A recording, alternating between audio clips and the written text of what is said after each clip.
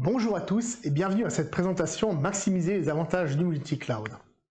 Alors, le multi-cloud, mythe ou réalité? Durant cette présentation, nous allons aborder les différents sujets qui traitent du multi-cloud et tenter de répondre à cette question. Je m'appelle Christian Warhol et j'accompagne les entreprises suisses et internationales dans leur transition digitale depuis un peu plus de 20 ans. J'ai travaillé auprès des plus gros fournisseurs télécoms et de services cloud européens, avec une carrière qui a commencé sur le terrain avant de rapidement intégrer des équipes d'avant-vente et de vente. Je suis maintenant responsable du développement commercial des services cloud pour le groupe LK. N'hésitez pas à vous connecter avec moi en scannant le QR code qui se trouve juste à côté de moi. J'essaie de partager régulièrement des informations pertinentes relatives aux services cloud et tout ce qui tourne autour. Durant cette présentation, nous allons aborder des sujets super intéressants ainsi que des questions qui sont régulièrement posées par nos clients et nos prospects. En premier lieu, nous allons rapidement passer en revue les différents modèles de cloud et les modèles de partage de responsabilité. Ensuite de ça, nous allons voir un panorama et quelques exemples de fournisseurs de solutions cloud. Pour finir avec la plus grosse partie de la présentation qui va être l'exemple d'une entreprise et les points qui sont généralement abordés lors des échanges que nous avons avec les personnes clés.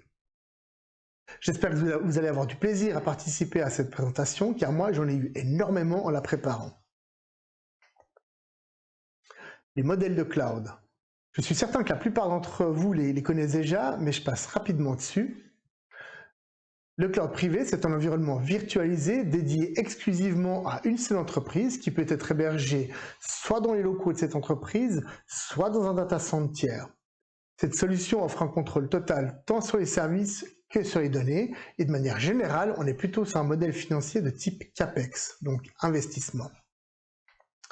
Le cloud public est quant à lui une infrastructure virtualisée, mutualisée, dans laquelle un fournisseur de services met des ressources de type XaaS, donc ça peut être IaaS, PaaS, CaaS, SaaS, à la disposition de plusieurs entreprises. L'avantage du cloud public est la flexibilité qu'il apporte aux entreprises qui l'utilisent, et il est basé sur un modèle financier de type OPEX, donc un paiement à l'utilisation ou à l'usage. Le cloud hybride est, comme son nom l'indique, un environnement où au moins un cloud public est intégré avec un cloud privé. C'est une architecture qu'on croise extrêmement souvent maintenant au sein des entreprises qui ont leur propre cloud privé, un cloud d'entreprise, auquel elles intègrent des services qui proviennent d'un public cloud provider en mode IaaS, PaaS, CaaS, SaaS. Et en fait, enfin, le multi-cloud, qui est le sujet de cette présentation, qui est une solution qui intègre plusieurs clouds publics. À noter qu'il y a également l'hybride multi-cloud, où un environnement privé est intégré avec au moins 2 clouds publics.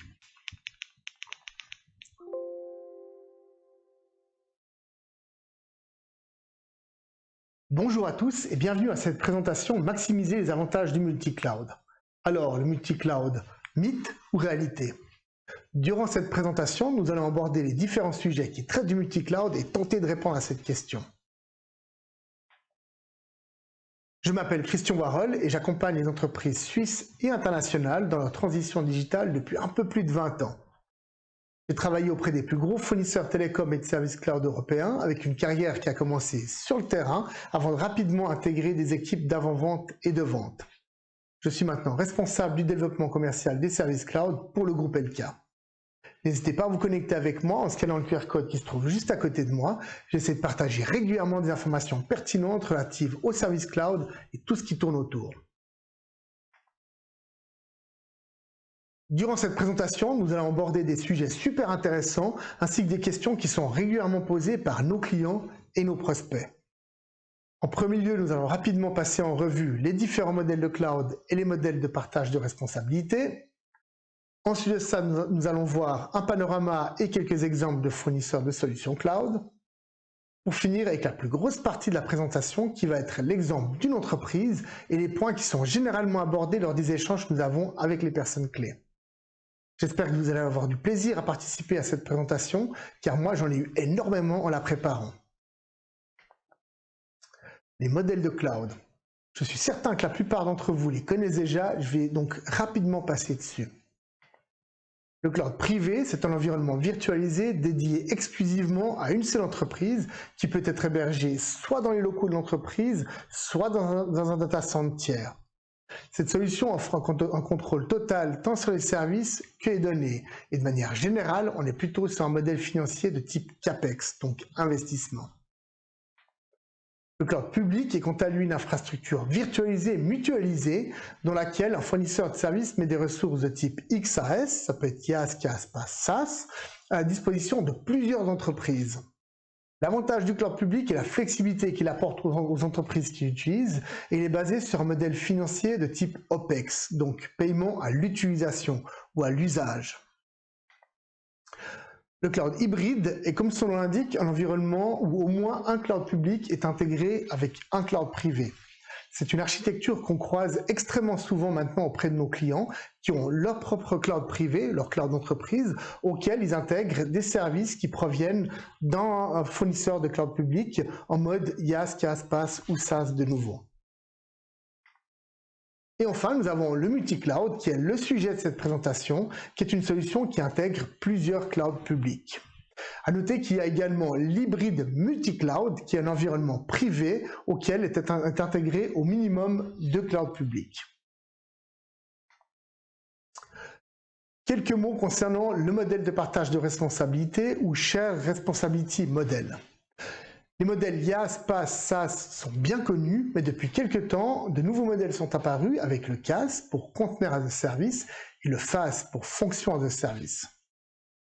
Nous voyons donc en toute logique, sur le graphique que nous avons à l'écran, plus nous allons vers des services à plus forte valeur ajoutée, plus le cloud provider prend en charge l'opération des services et moins vos équipes IT ont à gérer d'éléments bas dans les couches.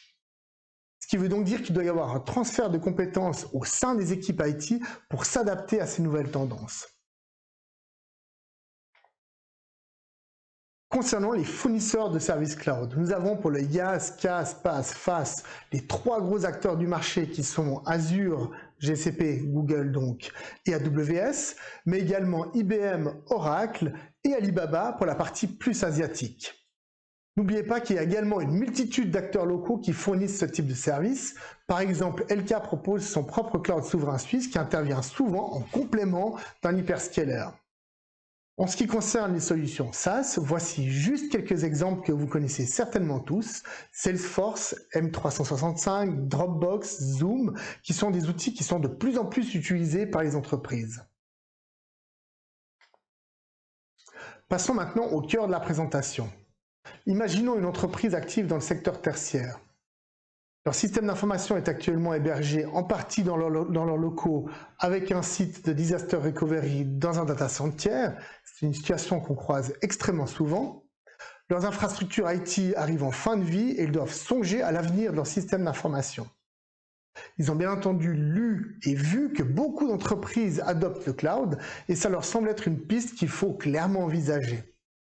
Il veut cependant profiter de ce virage pour réellement utiliser au maximum les capacités offertes par le cloud. Afin de les accompagner dans cette réflexion, ils font appel à un prestataire externe pour les conseiller. Lors des premiers échanges, le consultant constate vite que l'utilisation de plusieurs fournisseurs cloud pourrait apporter une valeur unique à l'entreprise. Donc, dans le cadre de la définition de la stratégie, il va organiser une série de workshops avec les personnes clés d'entreprise qui couvrent les fonctions d'infrastructure IT, de réseau, le responsable des applications, le responsable de l'innovation, le responsable des achats et finances, le département légal et le département sécurité et compliance. Chacune de ces fonctions va avoir ses propres préoccupations et aura donc ses propres doléances. Je vous propose donc d'en faire un tour d'horizon et de voir dans quelle mesure le cloud et le multi-cloud peuvent y répondre. Commençons tout d'abord par l'équipe infrastructure IT. Les questions typiques dont nous discutons sont: qu'est-ce qu'une solution multi-cloud va nous apporter? Quelles sont les contraintes opérationnelles et les changements pour nos équipes IT? Alors, du point de vue du changement des processus ou des équipes, on se rend compte que de nombreuses entreprises se battent encore avec des systèmes d'information hérités d'années, voire de décennies précédentes. La mise en place d'une stratégie multi-cloud nécessite un changement en profondeur, tant du mindset que des compétences et par conséquent des profils des équipes qui sont des équipes IT. Ça requiert également une agilité opérationnelle importante en mettant en place, par exemple, du DevOps et de l'intégration continue. Les profils des personnes en mesure de s'intégrer à ce type de projet sont extrêmement recherchés. D'un point de vue technique et de manière générale, sur les infrastructures de type IaaS, PaaS, ce qui a littéralement changé le paradigme du multi-cloud, c'est la containerisation des services. L'utilisation de conteneurs permet une plus grande flexibilité et agilité entre les différentes plateformes. Les fournisseurs cloud ont bien compris ça et mettent maintenant à disposition des outils permettant de simplifier l'opération et le management de solutions multi-cloud, par exemple Google Anthos ou Azure Arc. À savoir qu'un projet de migration de services qui se trouve actuellement on-prem sur un ou des clouds varie énormément et dépend, bien entendu, de la taille de l'infrastructure, mais également du type de service et de la maturité de l'entreprise à l'adoption du cloud. Ça peut durer de quelques jours pour une dizaine de workloads jusqu'à plusieurs mois, voire années pour des infrastructures très importantes. Un des points qui est également souvent discuté, c'est le vendeur lock-in.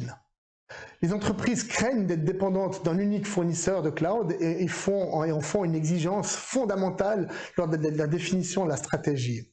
Elles désirent rester en mesure d'adapter leur stratégie en tout temps, notamment lorsque des services innovants sont proposés par d'autres fournisseurs ou ça peut représenter un avantage pour leur compétitivité ou leur go-to-market. Mais bien souvent, ces services innovants sont eux-mêmes source de dépendance, ce qui nécessite une stratégie d'adoption claire mais flexible. L'équipe réseau se pose quant à elle la question de comment intégrer ensemble et sécuriser les transferts des données entre les différents fournisseurs cloud, IaaS, PaaS ou SaaS, tout en garantissant la sécurité des données. Il est vrai qu'une solution multi-cloud complexifie l'architecture réseau et les interactions entre les différentes plateformes ou services. Mais il y a différentes solutions qui permettent d'interconnecter le ou les écosystèmes choisis. De manière générale, il y a 3 différentes façons d'interconnecter les clouds entre eux qui diffèrent pas beaucoup d'une connexion sur un single cloud. Il y a bien entendu le traditionnel VPN qui transite par Internet. Il y a aussi les connexions directes sur l'un des points de présence du fournisseur cloud. Donc chacun des hyperscalers propose des points de présence auxquels il est possible de venir se connecter avec des liens L2, L3 afin d'avoir accès à ces services de manière optimale. Mais il y a également des connexions utilisant le réseau d'un partenaire tiers qui vous permet d'activer l'accès à vos différents fournisseurs cloud sous forme de connecteurs virtuels. Ça peut donc permettre à vos services de communiquer ensemble sur un réseau privé, sécurisé et à faible latence.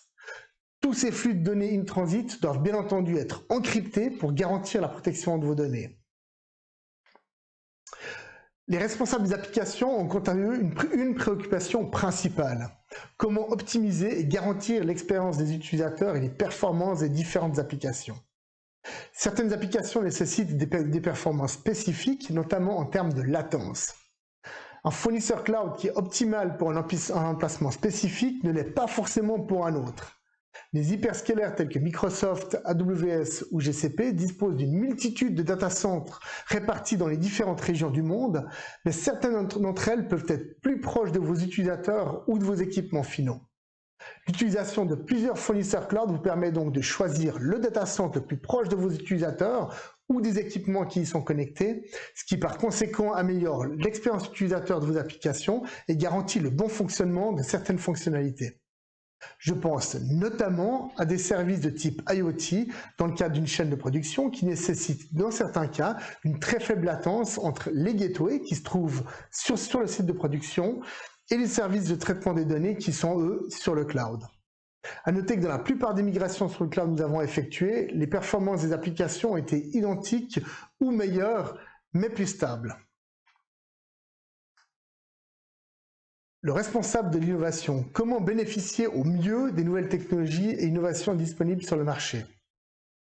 Malgré le fait que tous les hyperscalers ou ISV investissent massivement dans le R&D, chacun d'entre eux se sont historiquement focalisés et ont investi de manière plus importante dans certaines technologies. Les entreprises ont tendance à rechercher un ensemble spécifique de tâches ou de services hébergés sur un cloud, mais constatent que les offres des fournisseurs diffèrent entre elles, chacune ayant ses propres forces et faiblesses. Donc elles choisissent la stratégie best of breed, qui consiste à sélectionner et déployer les meilleures solutions du marché pour une tâche spécifique, mais ça fonctionne uniquement avec une stratégie multi-cloud. Avec une telle stratégie, les entreprises qui sont à la recherche d'innovation ne sont plus limitées par les outils d'un seul fournisseur de cloud individuel, mais ont la possibilité de choisir les meilleurs ensembles de services de chacun des fournisseurs et les intégrer à leurs applications et à leurs services. Les responsables des achats et finances. Quel est le ROI et comment nous assurer de pouvoir constamment optimiser nos coûts d'utilisation des services cloud? Il est clair que le nombre de fournisseurs de cloud est croissant, ce qui forme un marché concurrentiel. Donc les entreprises peuvent désormais profiter de comparer les différents fournisseurs et sélectionner où elles désirent placer leurs services en s'assurant bien entendu de bénéficier des meilleurs tarifs du marché en fonction des besoins spécifiques. Donc le recours à plusieurs fournisseurs cloud peut contribuer à la réduction de vos coûts opérationnels en consommant les services où ils sont le moins chers. Mais ça nécessite une très bonne compréhension de la structure de prix de chacun des fournisseurs avec qui vous travaillez et de mettre en place des outils permettant un reporting financier précis et des outils d'optimisation de services intercloud. Donc d'une part, l'adoption d'une approche multi-cloud permet de réduire les coûts, mais d'un autre côté, les coûts de gestion peuvent augmenter car il est bien entendu plus difficile de gérer un plus grand nombre de produits avec chacun leur tarif variable proposé par différents fournisseurs. Le contrôle de la consommation des services cloud doit donc faire partie intégrante de la gouvernance IT. Concernant le retour sur investissement ou ROI, de l'utilisation de services cloud, en comparaison avec l'on-prem, ça dépend de beaucoup de facteurs, notamment de la façon dont les services ont été migrés et quels sont les éléments qui ont été mis en place pour optimiser l'utilisation des services cloud. Un autre élément à prendre en considération, c'est le fait de partager vos coûts de cloud entre différents fournisseurs, ce qui peut potentiellement réduire l'accès à certains rabais de quantité qui sont proposés par ceux-ci. Le département légal, quels sont les avantages contractuels de travailler avec plusieurs fournisseurs et quels sont les points contractuels auxquels il faut rester attentif? Alors les conditions contractuelles varient énormément entre les différents fournisseurs. La flexibilité contractuelle, les conditions de résiliation, les limites de responsabilité, les conditions de paiement ne sont que quelques exemples. Avec une solution multi-cloud, vous pouvez donc choisir où placer vos différents services auprès du ou des meilleurs fournisseurs en fonction de leurs offres et de leurs conditions contractuelles. Les points d'attention d'une solution multi-cloud ne sont pas vraiment différents d'une analyse standard d'un fournisseur unique, une description claire des services fournis, les engagements en termes de SLA, les partages de responsabilités, les éléments relatifs à la protection des données, les limites de responsabilité, le respect des compliances locales, etc. Ce ne sont que quelques éléments. Vous pouvez cependant profiter des avantages et différences qu'il peut y avoir entre les différents fournisseurs, à savoir que les hyperscalers ou les gros ISV ne seront pas forcément enclins à discuter des conditions d'utilisation de leurs services, alors que les acteurs plus petits ou plus locaux seront quant à eux plus flexibles. C'est là tout l'avantage du multi-cloud. Une bonne stratégie pour réduire, voire s'affranchir de l'utilisation en infrastructure on-prem est d'opérer une transition vers l'utilisation de services cloud. Donc, mettre en place quelques systèmes cœur au cycle de vie long ainsi que des données très sensibles sur un cloud local avec des contrats à long terme et les autres applicatifs ou les autres services sur des clouds publics ou des hyperscalers. Les responsables de la sécurité et de la compliance. Quels avantages le multi-cloud va apporter à notre gestion des risques et quelles sont les contraintes de mise en œuvre? Donc nous sommes tous d'accord sur le fait que la protection des données et la protection des services est primordiale pour une entreprise. Les désastres naturels ou les pannes importantes telles que perte d'alimentation ou incendie dans un data center sont rares, mais lorsque ça arrive, ça peut provoquer des perturbations extrêmement importantes. C'est pourquoi la plupart des fournisseurs proposent plusieurs régions ou zones où déployer ces services pour la réduction de ce type de risque. Mais qu'en est-il lors d'une cyberattaque majeure ciblant un fournisseur cloud et ayant pour résultat une interruption globale des services, par exemple? Dans une telle situation, il est important de pouvoir s'appuyer rapidement sur un autre fournisseur sain auprès duquel vous disposez d'une copie indépendante de vos services et de vos données qui peuvent être rapidement déployées ou activées.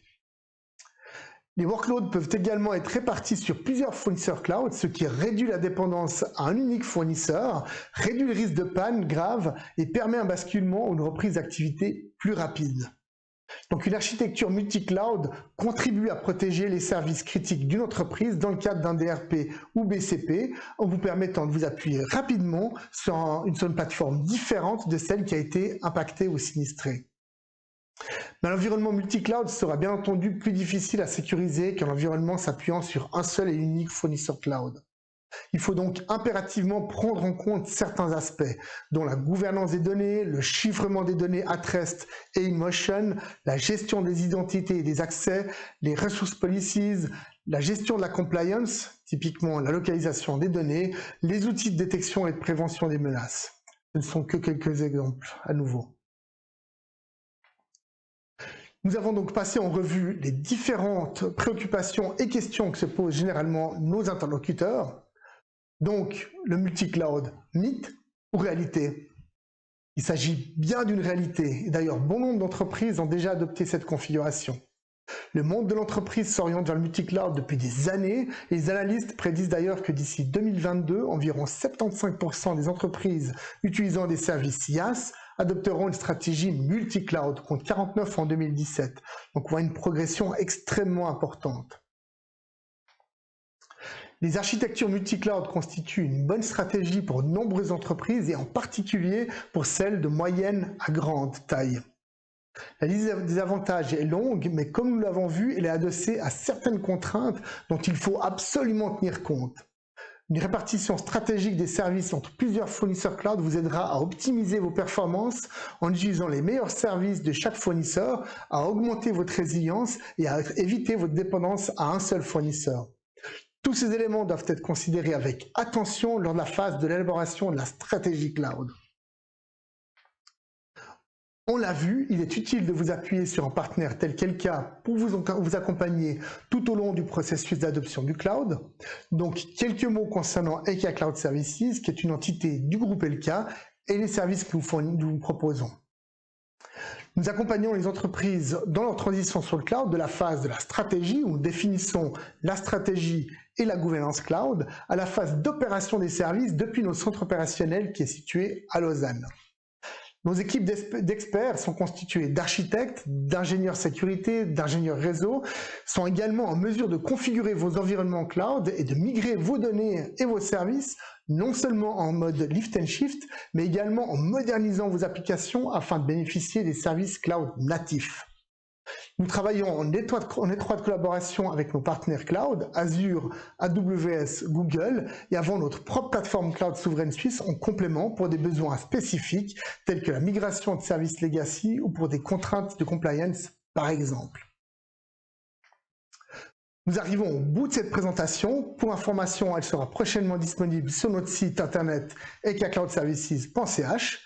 Merci infiniment de votre attention. J'espère que vous avez eu du plaisir à participer et je me réjouis d'avoir l'occasion de pouvoir échanger avec vous sur ces sujets absolument passionnants.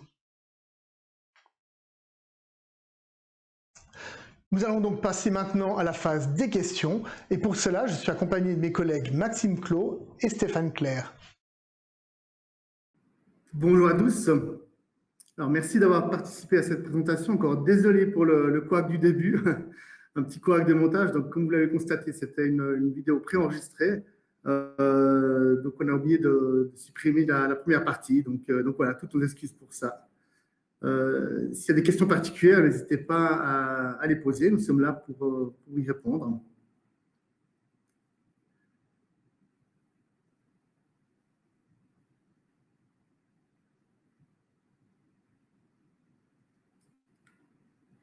Et pour meubler un petit peu, donc en attendant qu'on ait des éventuelles questions, donc Elka est toujours à la recherche de nouveaux talents, donc nous avons pas mal de postes ouverts. Donc si vous avez potentiellement des gens autour de vous qui sont intéressés, qui pourraient potentiellement être intéressés par une activité dans l'IT, donc ne pas hésiter à envoyer vos dossiers à notre équipe RH qui est extrêmement performante et qui se fera un plaisir de vous répondre.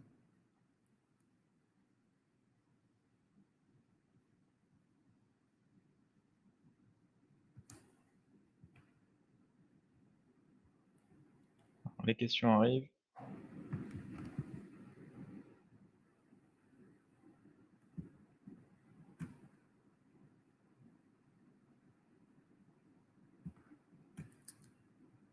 Donc là, nous avons une question en termes de gouvernance, comment responsabiliser les différents prestataires participant à l'architecture multi-cloud.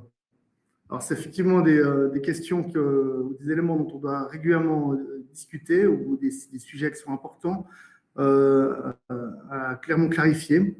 Et puis là, les racines matrix entre les différents prestataires et gouvernés donc par le client final ou par le consultant qui les accompagne dans cette démarche multi-cloud sont extrêmement importantes. Et ça fait partie donc de la stratégie et de la gouvernance cloud qu'il faut absolument mettre en place au préalable. On se rend compte que beaucoup d'entreprises partent sur des services cloud, ou utilisent des services cloud sans s'assurer d'une gouvernance et d'une stratégie claire, ce qui peut parfois mener à des situations un peu délicates. Donc, il vaut mieux prévoir tous ces éléments-là. Effectivement, très bonne question. Donc, il vaut mieux prévoir tous ces éléments-là durant la stratégie et la mise en place de la gouvernance. Merci pour la question, Loïc.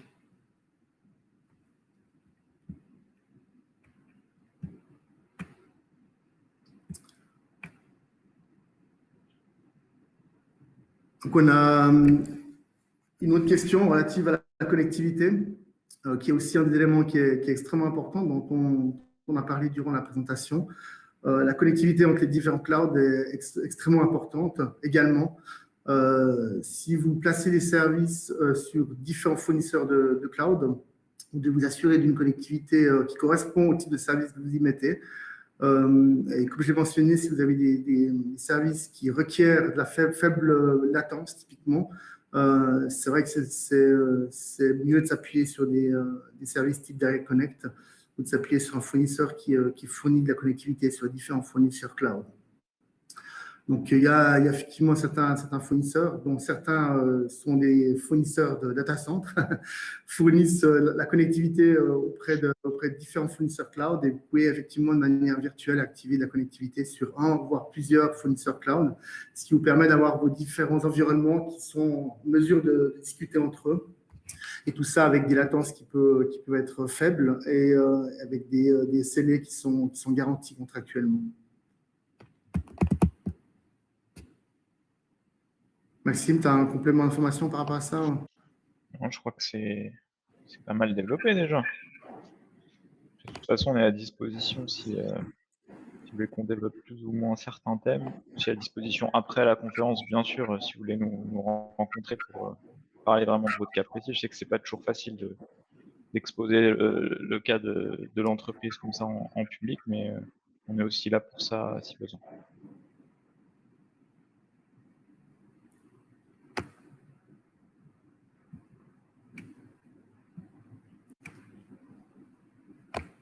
N'hésitez pas à poser vos questions dans le chat. Hein. On est là pour y répondre. Et puis, comme l'a dit Maxime, si ce n'est pas des questions auxquelles on peut répondre tout de suite, on vous répondra en direct, en privé, ultérieurement.